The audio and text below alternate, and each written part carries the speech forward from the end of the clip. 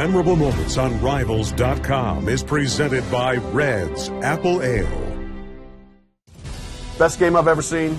Still, in my opinion, the best game in college basketball history. They throw it the length of the floor. Laettner catches, comes down, dribbles, shoots, scores!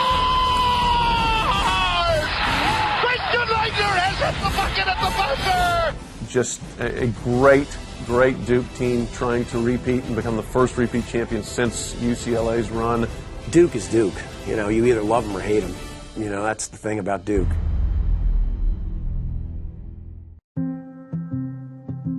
Well, in 1992, I would say we were a great team. We were coming off the championship last year, and we were all just a year older, a year more mature, a year better, and we were a powerhouse that year. We only lost twice that year, but we played some unbelievable basketball, and I think it all culminated in the Kentucky game, which was one of the best games ever played. You know, the game far exceeded the hype, and there was a lot of hype. I mean, it was a big deal, and it was better than anybody could have imagined. Those were two tremendously gifted teams. That was a great Duke team. You know, it was a great Kentucky team. Down the wire, it is back and forth, these two teams going at it, and then it goes to overtime. And sometimes you see teams in overtime, you know, kind of go into a shell to a degree, and they just attacked each other.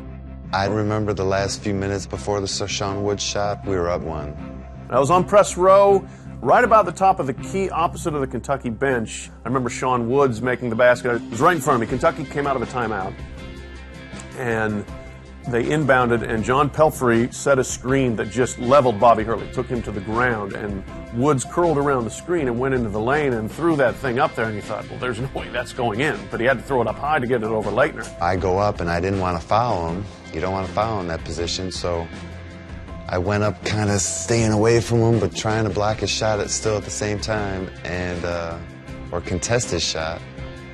And he hit just, you know, an awkward straight on, you know, using the board shot. And right then, they thought they had slayed the giant. They had won the game.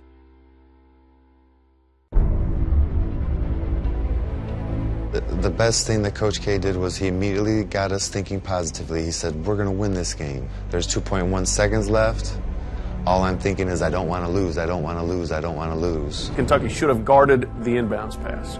Fatal error there. Brilliant pass by Grant Hill. I mean, it's hard to throw a basketball 80 feet dead on line like that. And they did not contest the catch of the pass. They put people front and back of Laettner, John Pelfrey, and Darren Feldhouse, and they were so scared of fouling that they just basically backed away. So I go up there, I box them out, I go up big and strong, and lo and behold, the ball's in my hand, and I know that I have 2.1 seconds, so I make like a post move. Faked one way and did a turnaround jumper the other way, and it's a move that I've done my whole life. The surprising thing was that he had the sense of timing in his head to catch, dribble once, fake one way, and go the other, all in 2.1 seconds. I don't know how he did that. I mean, that showed unbelievable poise. I went up to shoot, and I got a wide open look, and I kind of froze them with my fake, and it just worked out great, and the ball went through the hoop. And as soon as he let it go, that's it.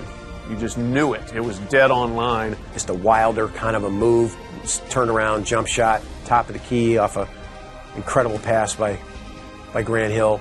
I mean, that's stardust and magic and kismet and you name it, all rolled into one. The crowd there's like electricity. There's like electricity above your head. You know, your head's hot. People are yelling and screaming with the crowd up here, but then on the court, it's all your buddies and friends, and you're running around, and Grant's trying to tackle me, and I run away from him, and then eventually my whole team tackles me, and we're all wrestling. I didn't want to lose because I wanted to go to another Final Four, and I wanted to win another championship.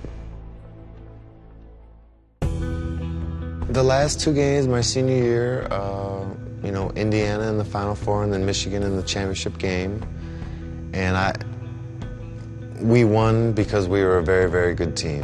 And then against Michigan in the final game, it's, you know, the last game of your career. It's a chance to win back-to-back championships. And then we were able to blow them out and win by 20 points. So it was a very enjoyable, easy game coming down the stretch.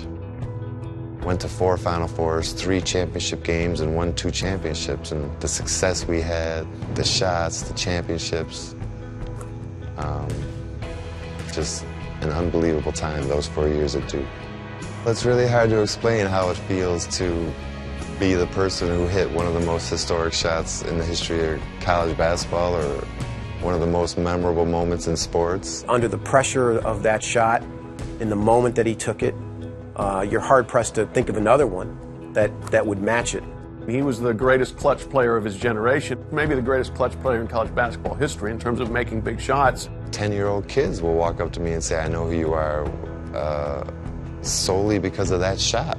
As long as the NCAA and March Madness is in existence, it's going to continue to grow.